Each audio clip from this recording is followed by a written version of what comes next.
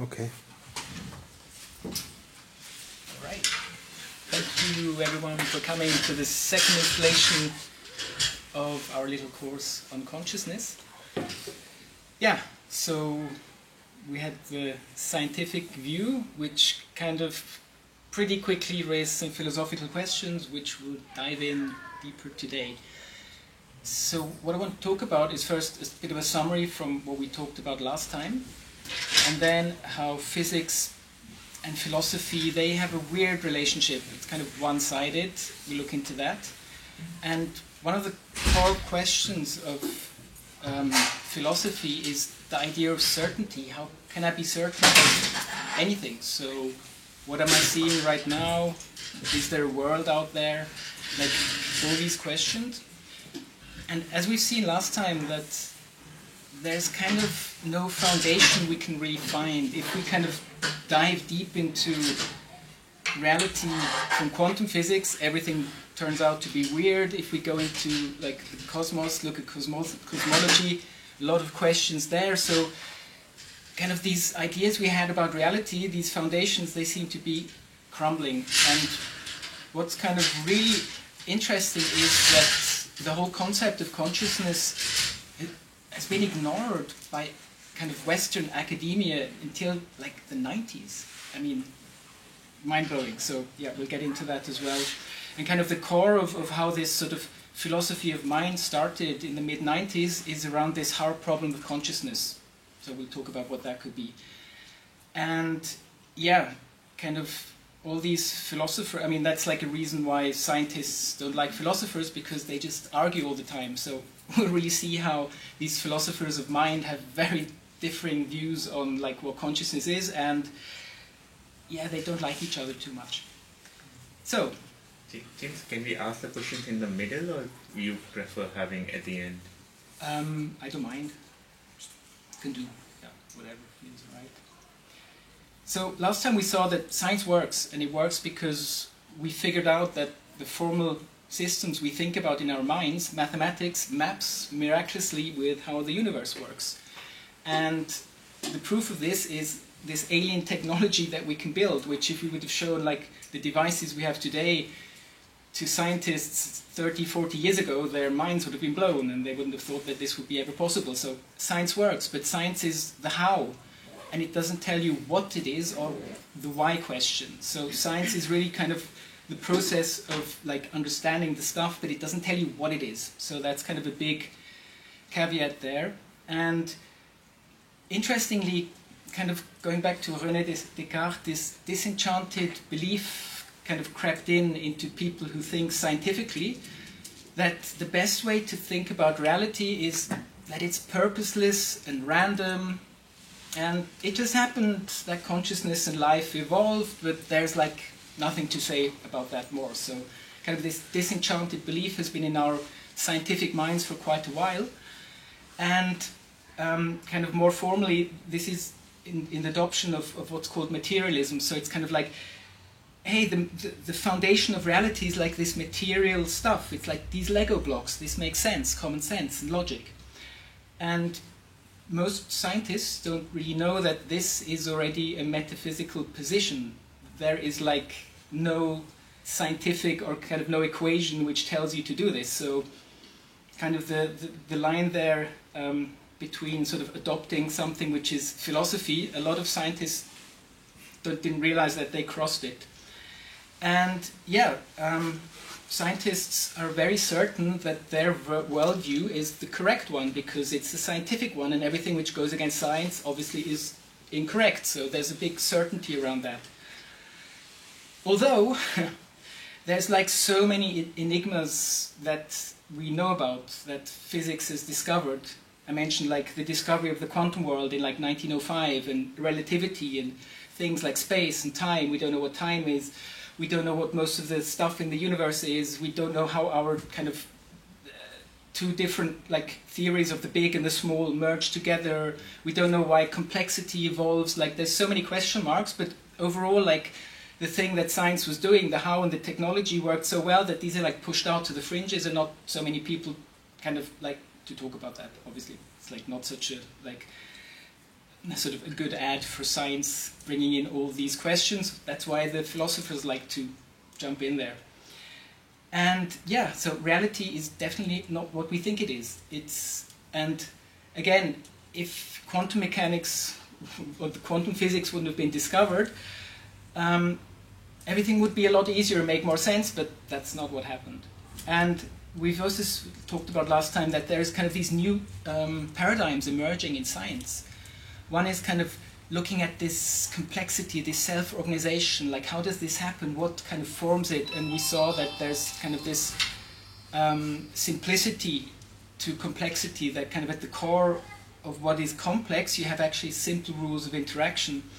And then there's this big theme in physics where very eminent physicists now believe that information is kind of the basic building block of reality and everything else can be assembled from that. So if that's true, and a lot of people think it is, and it kind of seems to be true, then thinking of a material foundation of reality makes no sense because it's informational, and what we're seeing here is more a computational aspect and kind of very different to what this kind of materialistic worldview would tell you.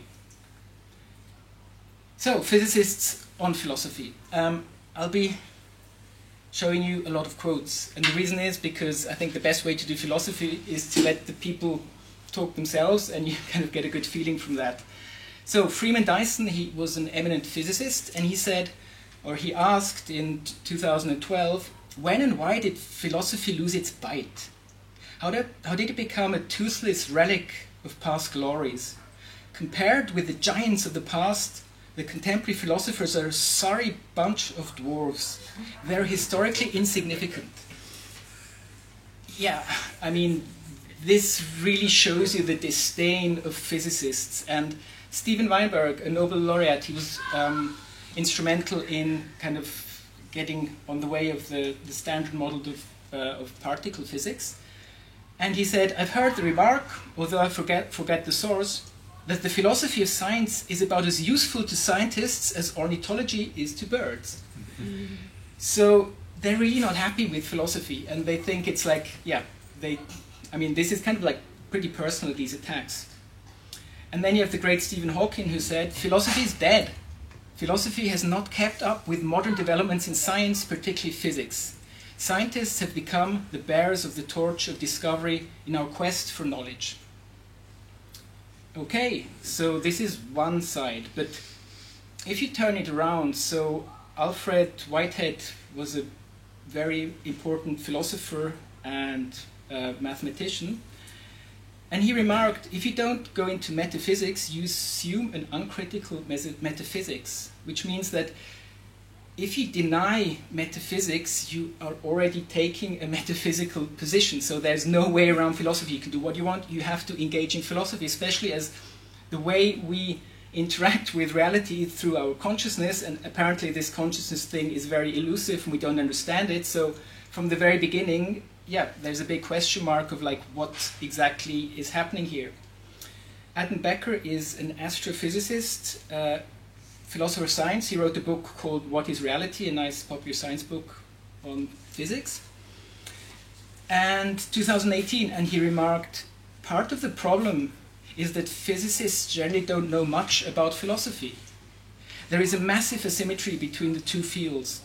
While philosophers usually take physics very seriously indeed, philosophers of physics are mathematically conversant in physics and often have advanced degrees in both fields.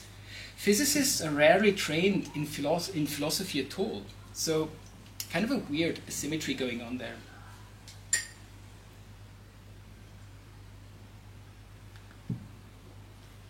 So, coming back to what Stephen Hawking said, I would actually claim that naive metaphysics is dead.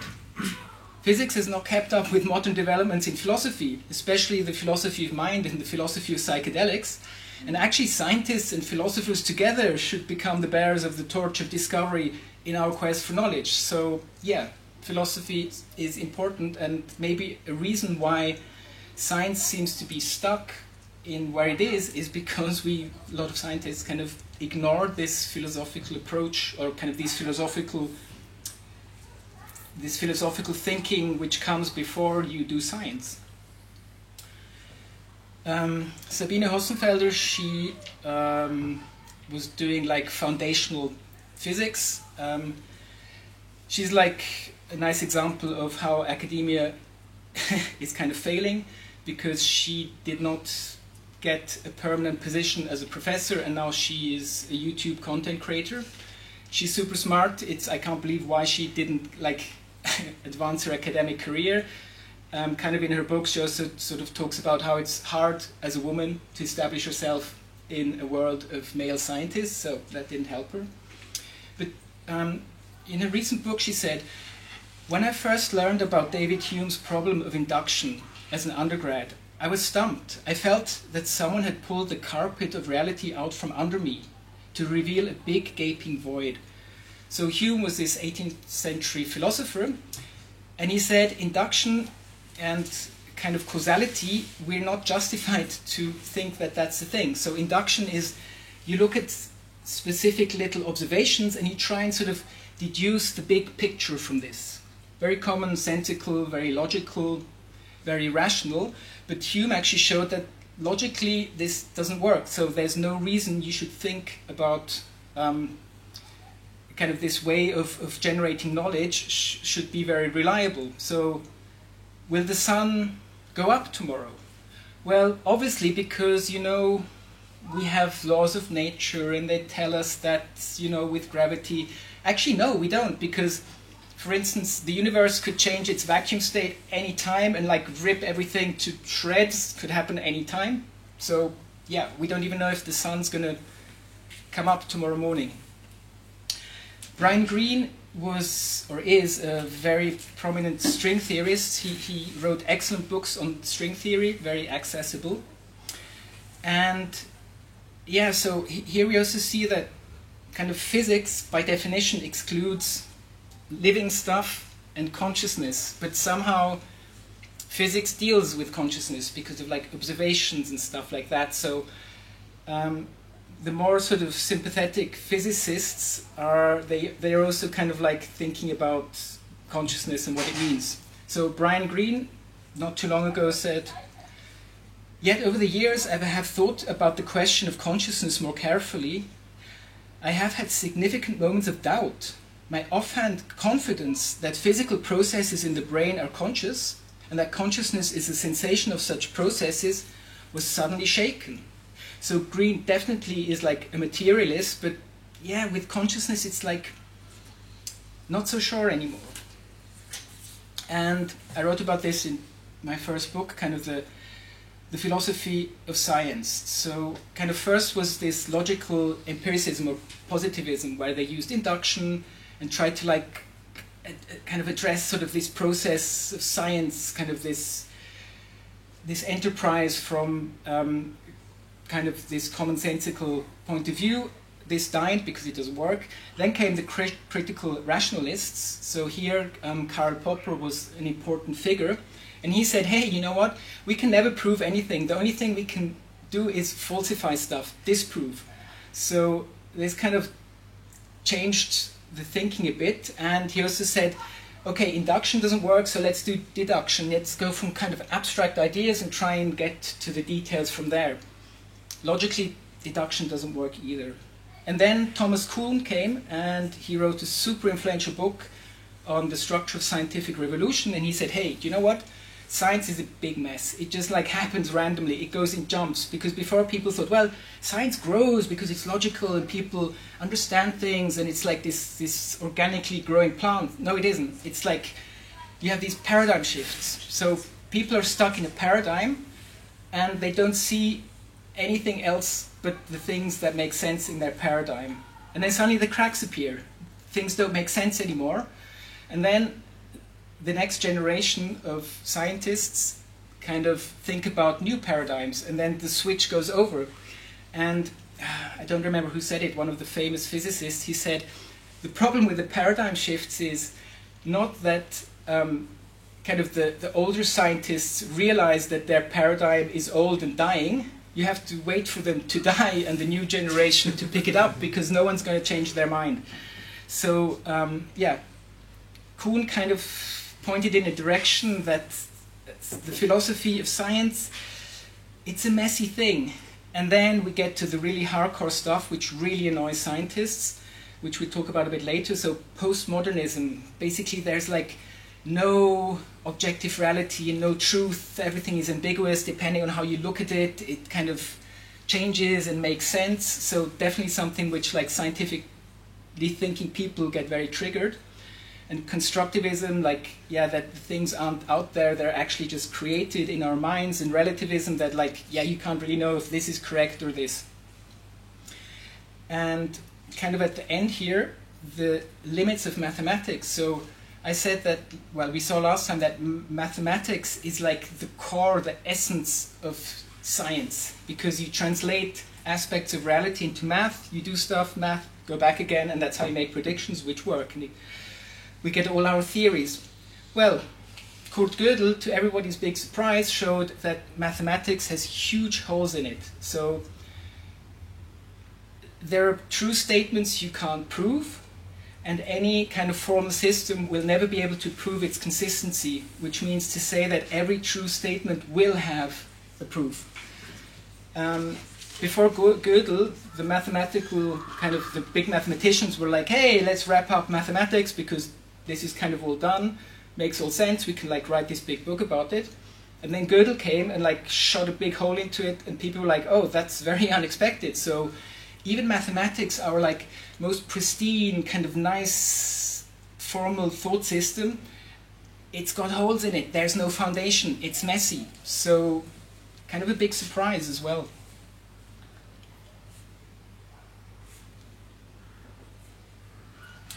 So some like nice eloquent words from Karl Popper.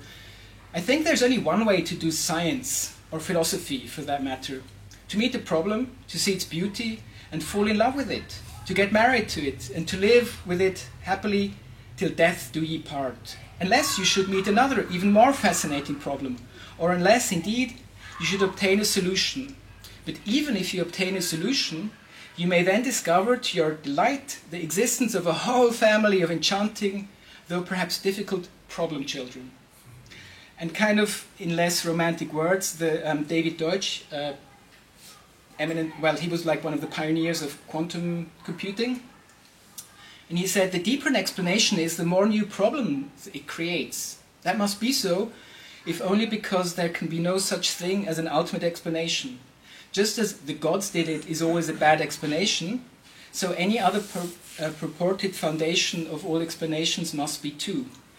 So what Deutsch and Popper are saying, that like the closer you look, the harder it gets. So like every door you open, like every door you open, there's like even more doors behind it. So there's like never an end to this scientific pursuit, which is kind of weird because naively you would think, well, science ticks all the boxes and it knows everything, and at one point it stops. So what they're saying here is that there's this kind of fractal-like nature to knowledge, and the closer you look, the harder it becomes.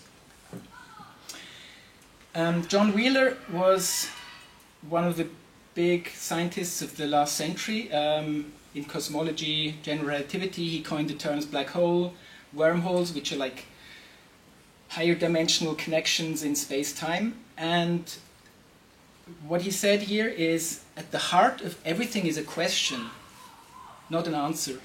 When we peer down into the deepest recess of matter, or at the farthest edge of the universe, we finally see our own puzzled faces looking back at us.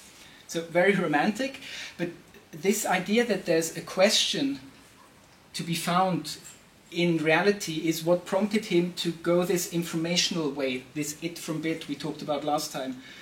So this is kind of the genesis of this informational conception of physics, where like if you have a quantum system, it can be only in like two states, spin up or down, and basically by you doing the experiment you're interrogating it, and what you're getting are answers from reality. So kind of a very different way of looking at reality, kind of thinking that we're kind of interrogating it, and it's an informational thing that's happening here.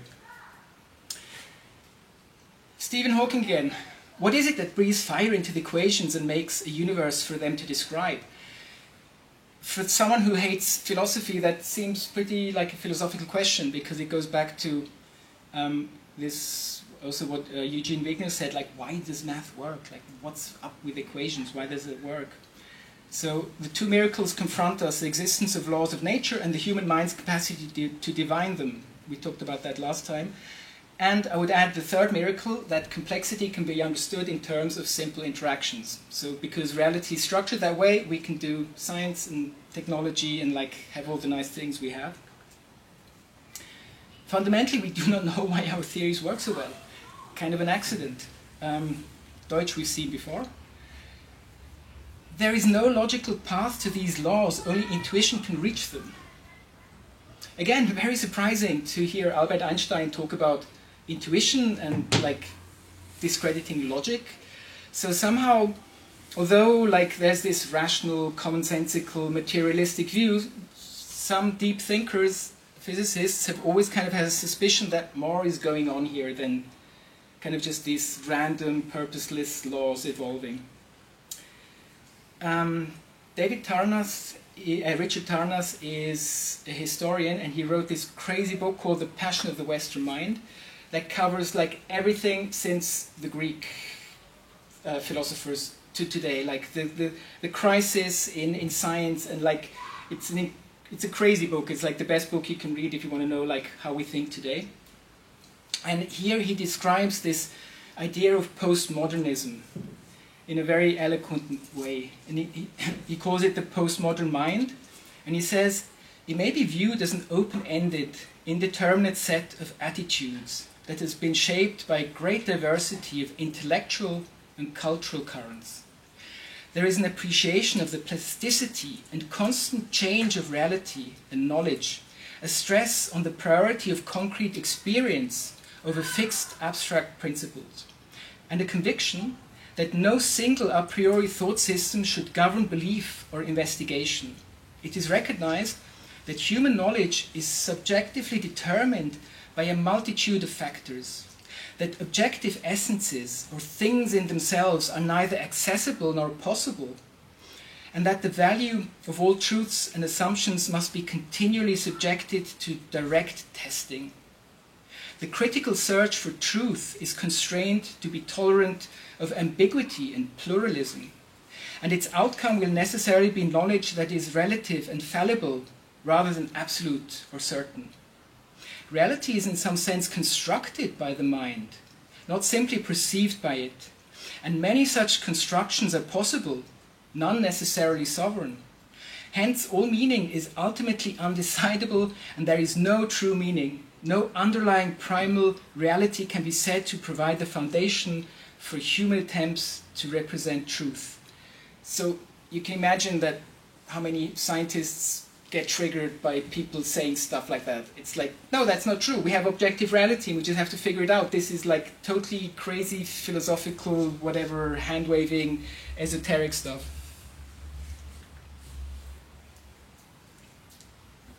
So, kind of the core metaphysical assumption which most scientists have is materialism, which now is called physicalism. That's kind of the modern world of calling this belief system. And the idea is that only one thing exists, so this is monism, as opposed to dualism, where there's like two separate things which can't come together. And this is the material basis of reality. And if you reduce stuff to like smaller stuff and figure out how they interact, you can understand everything. So, as an example, consciousness is reducible to interacting particles. Last time I showed you there's like two different sorts of matter, the leptons and the quarks, and then there's four fundamental forces which are mediated by these other particles called bosons. That's all there is, and if you want to find consciousness, it's somewhere in the interaction of these things.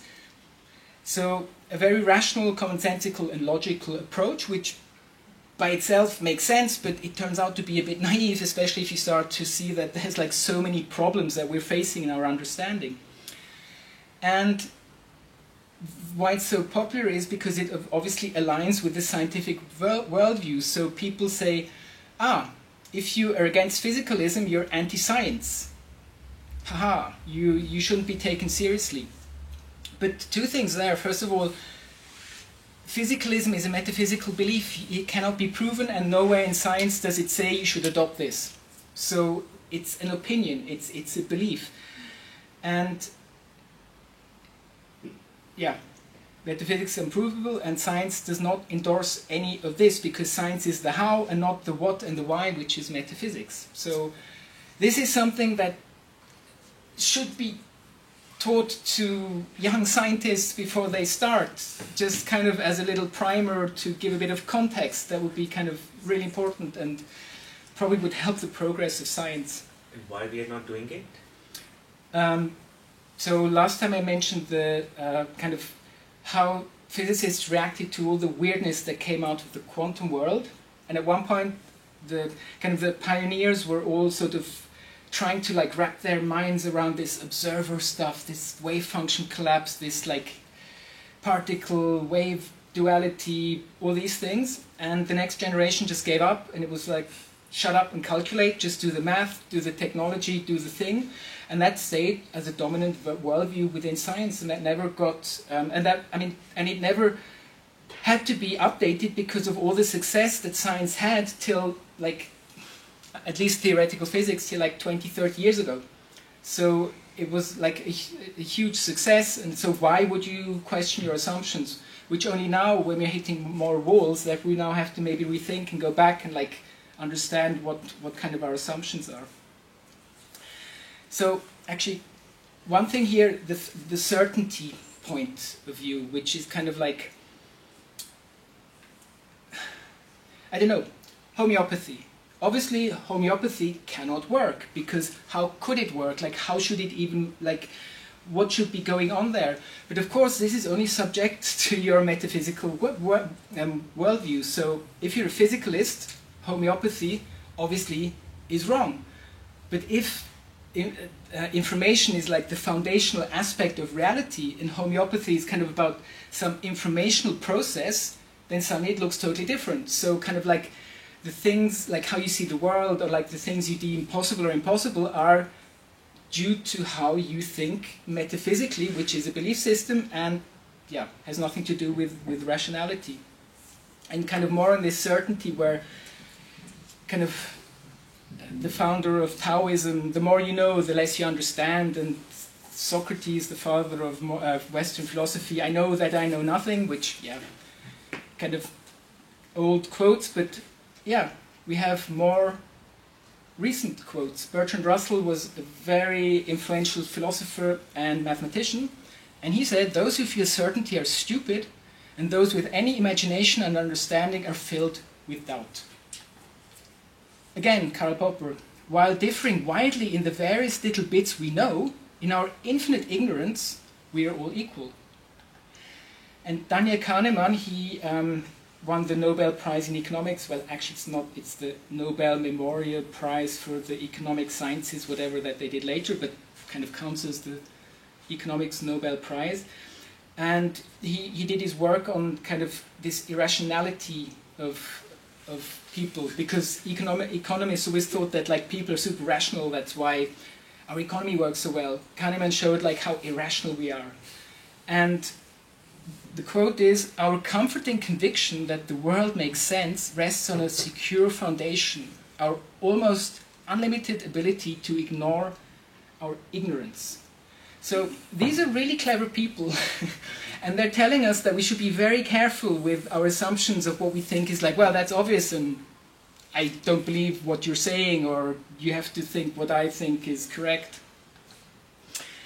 And this is really sad, the Dunning-Kruger effect, and it explains a lot about the state of our society today, I think. So these two, I think they're psychologists, don't even know, Kruger and Dunning, they did a little test where they got people, they gave them some cognitive task to do, and then they asked the people afterwards, how well did you think you solve the task? And compared to everyone else, how well do you think you scored? And this study has been replicated in many different cultures. This is super robust. What it turns out is, the people who suck in doing the task, who were really bad, they were like, actually I did pretty good. I think I'm pretty good here. And what's really, really ironic and cynical is that the people who like excelled, they were like, nah, I'm not so sure, probably others were also kind of did also well.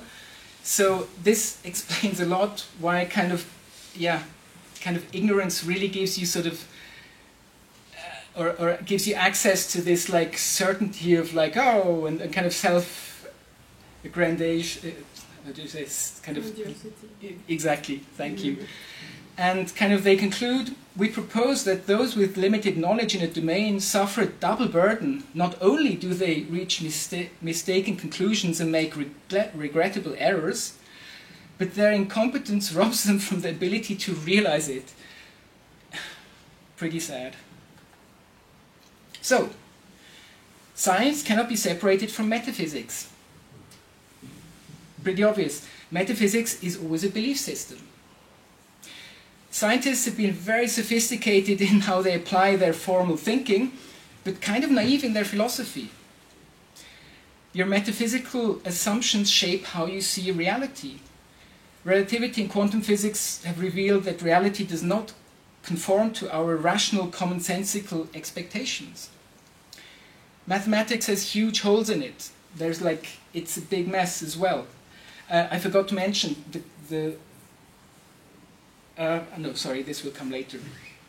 The failure of theoretical physics is acute. So at one point it was like, we have general relativity, we have the standard model of particle physics, the big and the small. The only thing remaining to do is put these together. And then we have a theory of everything. And they just don't work. You cannot put these together. And to this day, it does not work. For like 30 years, people thought, hey, string theory. So you have like 11-dimensional space-time and it's curled up and blah, blah, blah. So string theory was the main thing in theoretical physics for 30 years. And like where the most resources went into. It produced a lot of amazing math. So that was like the spin-off of string theory. But it never came back and related to anything in reality. So basically, it was a waste of time for everyone. So the only thing, arguably, that came out of string theory was this correspondence between higher and lower dimensional spaces, which I mentioned last time, this holographic principle, that it appears the informational content of 3D reality comes from a 2D boundary mapping it. So kind of this interdimensional switching, and in string theory an actual mechanism for this was shown, and that's probably the most cited paper in string theory, and everything else is basically just math. So, and this has, I mean, string theory now has lost its glory, at least for like 10-15 years, where people are like, yeah, maybe it's not what we think it is and we're not actually going to progress with it. And where is consciousness in our theories? So still, we have like no clue. So, Ernst von Glasersfeld was a philosopher. He was a radical constructivist. So those were the people who said, you know what, the only thing I know is like subjective experience, so I cannot conclude anything. It's like, there's like everything, like nothing is certain. And it's all like dependent on how I look at things. But he was also very influential, or kind of helped shape cybernetics. So cybernetics started in the 50s, 60s, and 70s with like looking at systems with feedback loops. So basically like modern complexity science and also our computer technology, a lot of it goes back to this kind of cybernetic thinking where Ernst von Glasersfeld was important. And he tells us modern physics has conquered domains that display an ontology that cannot be coherently captured or understood by human reasoning. So ontology is the philosophical word for the things that exist, how are they? And he's saying, they're so weird, there's no way we can understand them. Which is kind of amazing, because on the one hand, we have our mathematical models and our physics, and we can build supercomputers and AI, fly to Mars, do all these things, but somehow we cannot understand what it is that we're seeing in front of our eyes. Heinz von Förster, he was also a radical constructivist, and he initiated the second wave of cybernetics, where they started to put in observers into these systems.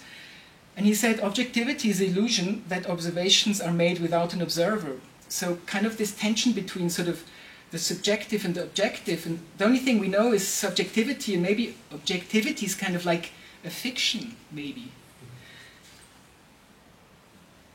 And finally, back to math. So Gregory Chaitin actually continued where Gödel left off and showed that it's much worse than we thought. Basically, he showed that at the heart of mathematics, which is so orderly and structured, is chaos and randomness. And he said mathematicians are simply acting on intuition and experimenting with ideas just like everyone else. Zoologists think there might be something new swinging from branch to branch in the unexplored forests of Madagascar. And mathematicians have hunches about which part of the mathematical landscape to explore. The subject is no more profound than that. Most of mathematics is true for no particular reason. Maths is true by accident. I mean, if this wouldn't be Gregory Chaitin, it would be like, what is this person talking about? But he works on this, and that's kind of the conclusion he made, and like continuing from what Gödel, like the kind of worms that Gödel opened. 2012, the neuroscientist David Eagleman wrote this bestseller and started to bring kind of these new insights from neuroscience to a wider audience. And this is what he said. Instead of reality being passively recorded by the brain, it is actively constructed by it. You're not perceiving what's out there, you're perceiving whatever your brain tells you. What we call normal perception does not really differ from hallucinations, except that the latter is not anchored by external input. So if you ever hear someone say, well, you know, people who have psychedelic experiences, those are just hallucinations. Well, yeah, bad news, so is your perception of reality. So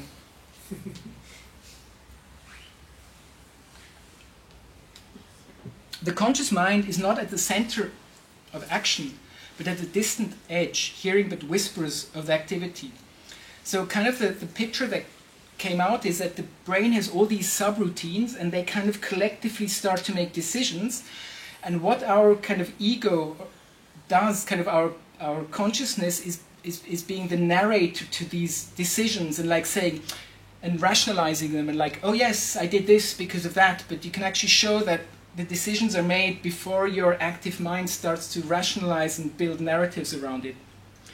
The exact levels of dozens of neurotransmitters are critical for who you believe yourself to be. Beliefs about logic, economics, ethics, emotions, beauty, social interaction, love, are all products of the biologically evolved hardwiring in the brain. Logic, something we thought was like, you know, not just random hardwiring that evolved in the brain. And so it turns out that priming yourself will change how you perceive reality. This study put people in an fMRI, gave them 3 wines to taste with a little, I don't know, rubber kind of tube that they could taste, and they had a little LED display showing where the wine was from. The cheap wine, the medium-priced wine, and the super expensive wine. And for the super expensive wine, all of the people doing that study had like little explosions in their pleasure centers. So they were experiencing something better than the other 2 wines. Problem was, same wine for all 3.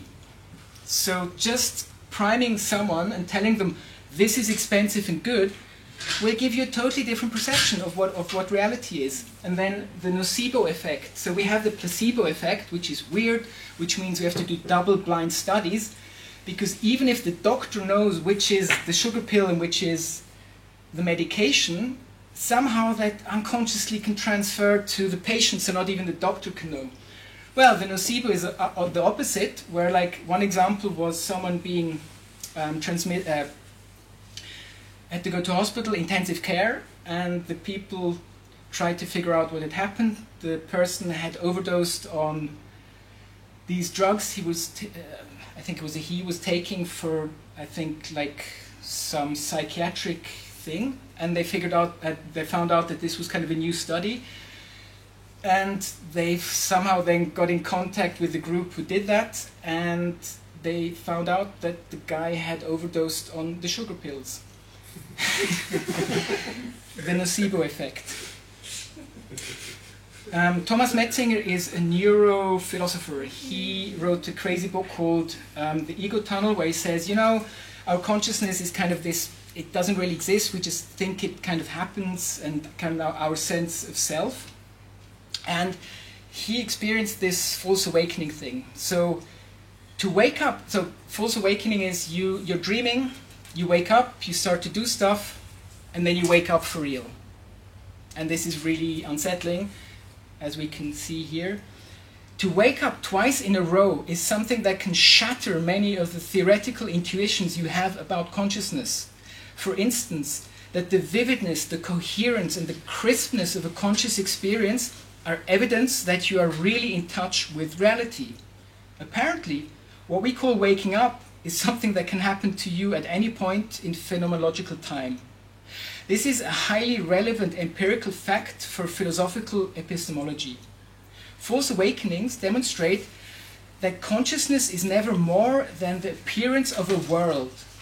There is no certainty involved, not even about the state, the general category of conscious experience in which you find yourself. So Metzinger is asking, did you actually really wake up this morning? And how would you know? So, yeah, let's not forget, reality is weird. Your perception of reality and of yourself is tainted. We're all super irrational and biased and don't even realize it, and nothing is certain. Okay, so kind of a primer on sort of the philosophical sort of history leading up to the philosophy of mind and consciousness. 1989. In the International Dictionary of Psychology, we could read, consciousness is a fascinating but elusive phenomenon. It is impossible to specify what it is, what it does, or why it evolved. Nothing worth reading has ever been written on it. Yeah. Then we have, in 1990, Francis Crick. He was a co-discoverer of the helix structure of DNA, won a Nobel Prize. And this young Christoph Koch, they wrote one of the first papers towards a neurobiological theory of consciousness, one of the first academic papers with the word consciousness in the title, in the 1990s. And from this paper, they start with kind of pointing out this kind of blind spot. It is remarkable that most of the work in both cognitive science and the neurosciences makes no reference to consciousness or awareness, especially as many would regard consciousness as the major puzzle confronting the neural view of the mind, and indeed, at the present time, it appears deeply mysterious to many people. And to show how crazy those times were, if you wanted to study consciousness, Christoph Koch then, like later on, remarked that people thought I was crazy to be getting involved, to co-authoring a paper with Crick on consciousness. A senior colleague took me out to lunch and said, yes, he had the utmost respect for Francis Crick, but Francis was a Nobel laureate and half-god, and he could do whatever he wanted. Whereas I, Koch, didn't have tenure, so I should be incredibly careful. Stick to more mainstream science, these fringy things. Why not leave them until your retirement, when you're coming close to death, and you can worry about the soul and stuff like that, like consciousness. I mean, no wonder we're like stuck in understanding consciousness. That's how we started not too long ago. Susan Blackmore is a psychologist, and she wrote this, Oxford University Press has this little series called A Very Short Introduction into like all different stuff. She wrote the one on consciousness, page 1. What is consciousness? This may sound like a simple question, but it is not. Consciousness is at once the most obvious and the most difficult thing we can investigate. We seem either to have to use consciousness to investigate itself, which is a slightly weird idea, or to have to extricate ourselves from the very thing we want to study. So she's kind of pointing out that the problem with consciousness is either you're locked inside and it's always subjective. Or if you try and look at it from outside, you can't, because you're always inside consciousness. And today we still have no idea how to define consciousness. Thomas Nagel in 1994 wrote this famous paper on what it is like to be a bat. Like, how would you perceive reality? And the thing he came up with is that consciousness is that it feels to be something. Very vague, but it's still like the best definition we have for consciousness. Like, it feels to be something. I feel that there's something. I'm like looking out like into the, I don't know, through the window into perception into reality. And like, I don't know, 2012 or something, Thomas Nagel wrote a book called The Neo-Darwinian Materialistic Conception of Nature is almost false. And he annoyed many scientists with that book. 1989, Roger Penrose, one of the biggest physicists still alive, I mean, like, we're talking like Feynman, like these like stellar physicists, he was thinking that somehow maybe quantum mechanics should be involved here with the brain. And he wrote The Emperor's New Mind, and everyone ignored it because it was like, you're a physicist, you have no clue what you're talking about, plus this makes no sense. He then later doubled down with an anesthesiologist called Stuart Hameroff, who came up with the idea that there's these microtubules in all cells, which are like the scaffolding and the highways, and especially neurons. And somehow consciousness could be related to those microtubules with quantum processes. And everyone was like, Roger and Stuart, you're idiots, because obviously the brain cannot have quantum phenomenon, because quantum phenomenon are very fragile, and the brain is like warm and wet, not going to happen. Well, 2024, this study showed that the mega networks of tryptophan, basically the microtubuli, show super radiance in the brain, which is an entangled quantum phenomenon. Now, of course, this is a huge step to say that consciousness is a quantum phenomenon, but that quantum effects are going in the brain is like pretty cutting edge. Roger had like this idea 1989. The hard problem of consciousness. So, in 1994, there was this conference called The Theory of Consciousness. David Chalmers was a young academic. He went on stage, no one knew him, and he posed the problem of the hard problem of consciousness, where he said the easy problem of consciousness is figuring out the function, dynamics, and structure of consciousness. That's the easy problem. But the hard problem is related with this phenomenal consciousness, the content, the thing I'm experiencing now. So on the next slide, I'll define like what it means. But to give you an idea, philosophers of mind have called this idea of phenomenal consciousness, the thing that we're all experiencing now, the content of the thing you're experiencing now is phenomenal consciousness, and it's comprised of what they call qualia. So these are little atoms of perception or of subjectivity, which are in phenomenal consciousness. And David Chalmers kind of pointed to those and posed this hard problem of consciousness. And it kind of comes down to this taboo of subjectivity. So scientists will always talk in from a third-person perspective, because obviously if you don't, it's all going to be subjectivity and subjective, and no one should listen to you. So there's this conflict between like this subjective thing, which is where we're locked in, and that we kind of want to view the world objectively. And Chalmers came up with the idea of philosophical zombies. So why did nature not evolve computational brains that can do all the things we do, but without having this inner spark, without having phenomenal consciousness? Why can't it just be functional? We're all like, so from the outside we seem like we're doing the things we do, but actually there's no like person inside looking out. There's no lights inside, it's dark. Why don't we have zombies? And in 2019, the Theory of Consciousness conference was in Lucerne, and Chalmers was there again, and he said, nothing in the field of subjective consciousness is easy, after his whole life spent doing it. So the hard problem is, how and why does non-conscious stuff come together and produce conscious stuff? How does this work? There's like a chasm. It doesn't. How would it work? And like the physicalists say, well, it's somehow in there. It's, you know, information processing, computation, neurons, electrochemical, whatever. But if you really think about it, this is a really hard problem. Like, why does non-conscious stuff become conscious? Where is the kind of the threshold? So this is ultimately a conflict between this first-person perspective and the third-person perspective.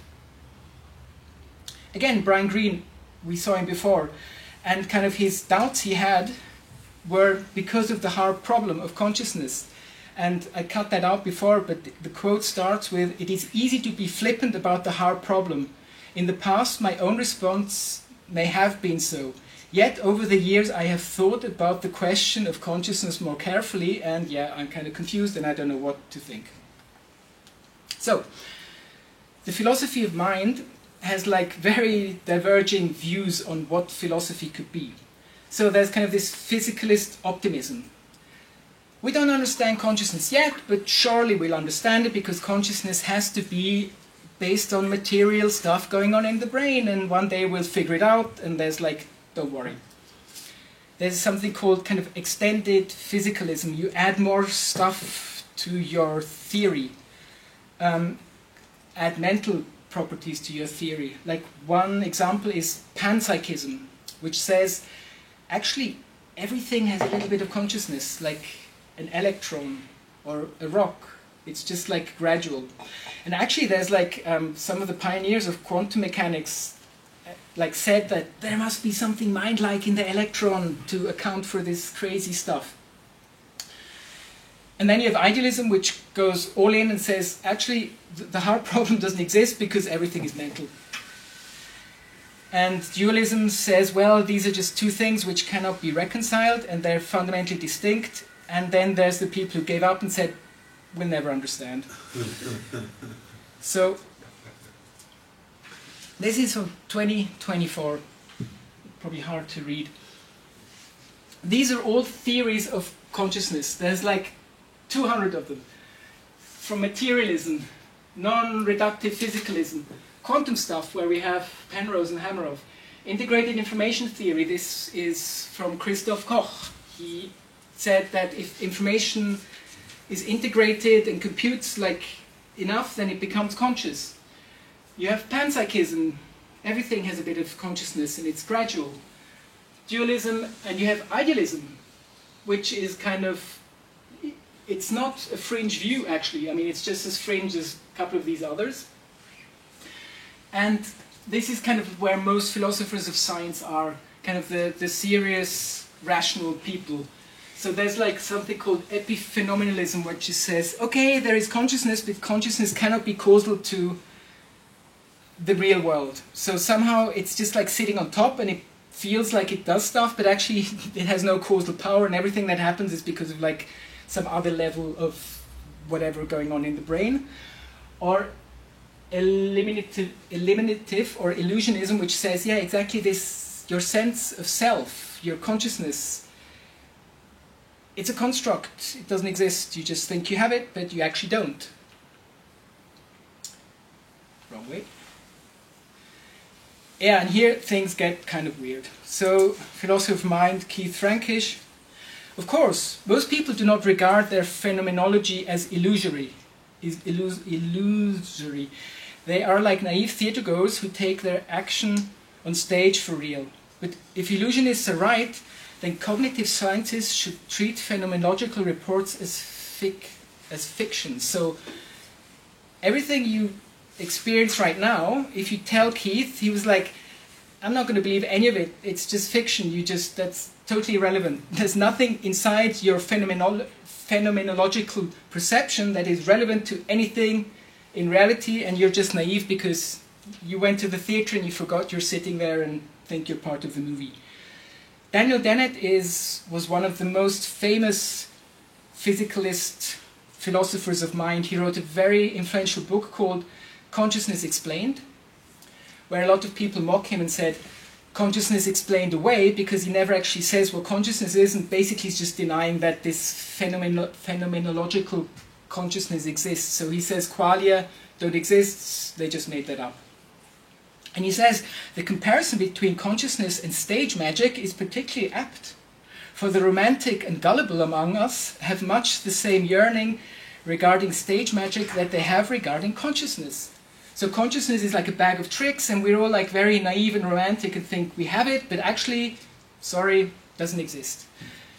So it's kind of weird that like these hardcore physicalists who like start off very rational and commonsensical have to start to argue for very weird stuff that the thing everyone experiences themselves doesn't exist. So this is kind of a switch of like, it's kind of weird because this seems very irrational somehow to most people, because the only thing I know is that, yeah, cogito ergo sum. So Bernardo Kastrup, he was a computer scientist, worked in CERN, and then he went to the philosophy of mind and became a full-on idealist. Actually, he's like the face of the renaissance of modern metaphysical idealism. And he said, we cannot empirically observe matter outside and independent of mind, for we are forever locked in mind. All we can observe are the contents of perception, which are inherently mental. Even the output of measurement instruments is only accessible to us insofar as it is mentally perceived. So this is a very Kantian ring to it. It's like the phenomenon, the thing we see, and then there's the noumenon, the thing is in itself, which we can never touch because we're captured in the phenomenon. And Koch again, as a natural scientist, I find a version of panpsychism modified for the 21st century to be the single most elegant and parsimonious explanation for the universe I find myself in. So we can see these are very rational and kind of deep thinkers, and they all have very different ideas. One camp says, hey, consciousness doesn't exist. Others say, well, consciousness is everywhere. And Kastrup says, actually, there is only consciousness. Everything else is kind of derived from that. And to continue with philosophers of mind, so Massimo Pigliucci or whatever, let's relegate zombies to B-movies and try to be a little more serious about our philosophy, shall we? So kind of this frustration of like thinking that like this is ridiculous what these other people are saying, like Chalmers with these zombies. I mean, it's just ridiculous. Let's be serious people here. And Patricia Churchland, a very influential philosopher of mind, she said, I co-authored a paper listing the many experiments in both psychology and neuroscience that were published before Dennett wrote his famous book, showing that he was factually dead wrong. It is a clear case where paying attention to the data would have been useful. So Patricia is sitting in the same boat as Dennett, but she like, yeah, it's like the infighting even like inside each camp. And Dennett again, I've asked Amy Chalmers and Philip Goff, who's also a panpsychist, to compare panpsychism with a view that I'm inventing right now, which is called pan-niftyism. Everything is nifty. What follows from pan-niftyism? Nothing. What follows from panpsychism? Nothing. And Chalmers at the conference, he went up on stage with I think a hairdryer and said, this is a consciousness meter, pointed it at Dennett, and searching for consciousness, searching for consciousness, searching for no signal. So yeah, Daniel, there's no consciousness, you were right for yourself. So we kind of see how kind of the, okay, they're being like humorous, but at the end of the day, they think of each other as having ridiculous positions in the philosophy of mind. And yeah, it also goes into like hardcore like philosophy of ethics. Galen Strawson said, if Dennett's right, no one has ever really suffered, no one has ever caused anyone or anything any pain, murder, rape, slavery, genocide. There is no suffering here, according to Dennett. And then it replies, well, Galen's afraid that I'll take people into what he thinks is a morally pernicious position because he thinks it's going to be a dire consequence. Well, it's only going to be a dire consequence if you think that the value of human life depends on having the kind of mind that Strawson thinks we have. I'm sorry, he's just wrong about what consciousness is. And finally, Miri al-Bahari, she's a philosopher of mind, and she is an idealist, and she approaches idealism from a perspective from the mystics. So she looks at what mystics have been saying throughout time in different cultures, and that's how she bases her idealism on it. And kind of her summary of this whole quarrel is, advocates of each position are devoted to repairing or perhaps denying their system's fault lines, which often yields more nuanced versions of their position. To the extent that the cracks are admitted, its advocates are happy to live with them, deeming them less pernicious than those of their rivals. So every camp knows their own pet theory has problems, but it's still better because the other ones suck even more.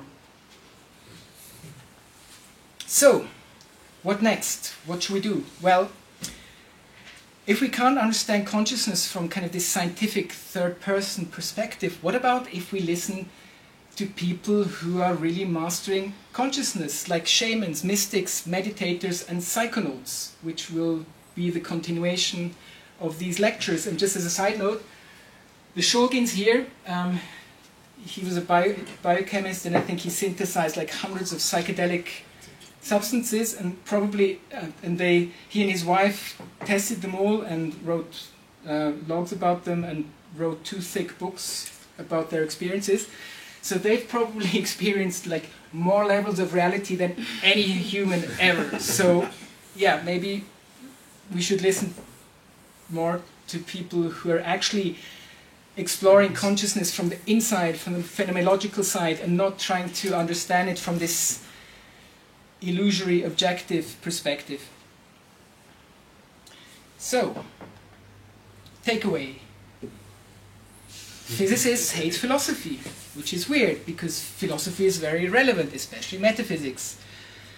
Denying metaphysics is already metaphysics, so physicalism is part of metaphysics and not science. The human mind is very irrational and biased, and we think we're very rational and unbiased people. There is no certainty. There was an academic neglect of consciousness till the 90s.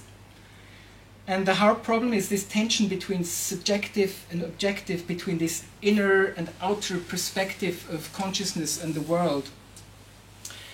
And yeah, the philosophers of mind are, this community is in disarray. They're like, there's this astonishing diversity of ideas, and it's very personal because they all think that what the other people are saying is patently stupid and wrong, and that's kind of how they try and function and battle with each other. So somehow reality is not what we think it is, and somehow probably our own consciousness is also not what we think it is. So to move on, we need guidance from the inside. Thank you.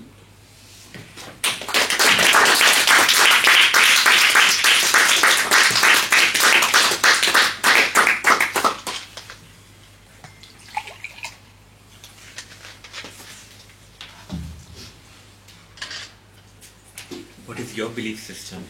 Yes, I wanted to say. It's a traditional question. What is consciousness? So that's the second last lecture, called idealism. why idealism, what it is, why it makes sense, and why kind of this opens up to maybe kind of a more kind of scientific, spiritual enchantment of how we interact with our own minds and the greater world. So, but that's at the very end.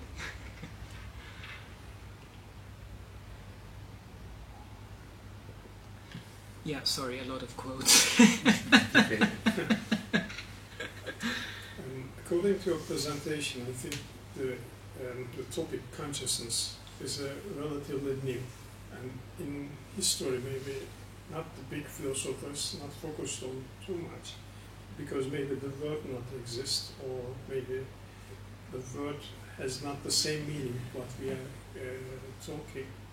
And if it is so new, maybe that's why we are not reaching the right points. But it's only so new because we didn't pay attention, because the Western world, the Eastern world has been doing consciousness for millennia, and the shamans around the world have been doing it for like over, I don't know, like I think 50,000 years of the first sort of shamanic cultures. So the Western mind did not pay attention to what the rest of the world was doing and understanding in consciousness, especially the meditators, which is like science the other way around. So while science goes out and tries to understand the thing out here, the meditator goes inside and tries to understand the kernel or essence of consciousness, and they have been doing this for millennia, and the West only slowly kind of like, I don't know, started to become interested, I think, I don't know, in the 50s, 60s or whatever, with the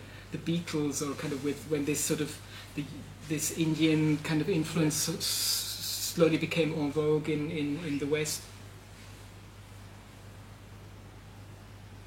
If I can say something, like next week actually I'll be taking a session on the evolution of consciousness from Eastern wisdom perspective, and we'll be discussing more about the consciousness, the theory of consciousness which Indian rishis had in around 1500 BCE or so. And this is exactly the case where they go into a completely meditative states, and we call these texts as Shruti, which is the hearing text, which is they just heard it and downloaded it without using their own consciousness in it. And then from there a lot of information has arrived and has been processed since. I think this topic is really very important. I can say George Maxwell, who is very popular in electronic industry, is a scientist, and he found the whole electromagnetic theory. And when he was dying, he said, because he found all the formulas today what we have in electromagnetic theory. And when he was dying, he said, I find everything accidentally, just thinking. Suddenly, I showed the topics. This is what it's really interesting. And Nikola Tesla, you know, is another person, very popular. I'm always giving examples from electric industry because of my background. Nikola Tesla was saying that he was talking with birds, and when he died, you know, in his hotel room there was birds around him, and he was continuously talking with some animals and his mind, and this was he was generating all those ideas by only focusing on his mind. This is very interesting, and also a famous movie. Mind, Beautiful Mind, maybe you have seen, John Nash. His life is really interesting because his thinking, especially mathematical thinking, is completely different than the other mathematicians. And if you can reach his life, you can have unbelievable questions about normal mathematics and normal day life. And they are asking him what he was feeling when he was ill, because suddenly he became a Nobel Prize scientist. And he said he was hearing some sounds. You never see some people like in the movie, but the sound. And the sound was telling him what is true, what is not true, what is the formula. You know, a kind of person talking to him. And then he realized he had a kind of connection between his consciousness.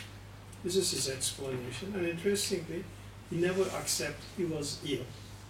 This is a very tricky point. And that, in summary, I'm giving 3 examples from different.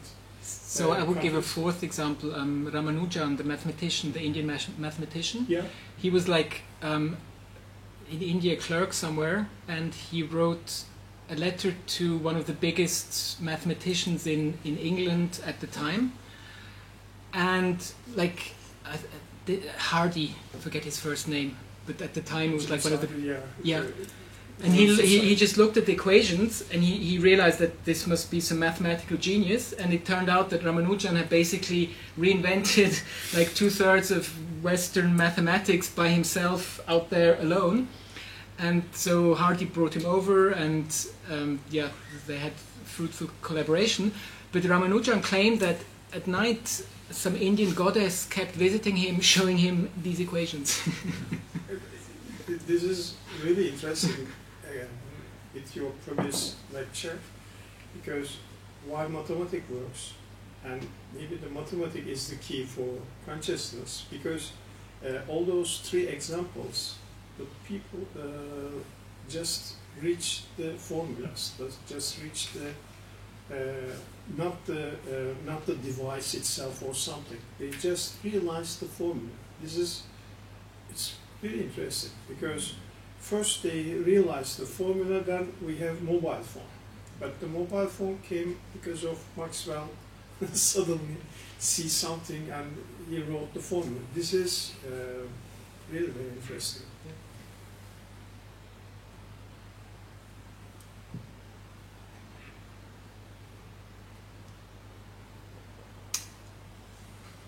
Thank you everyone for coming. Thank you.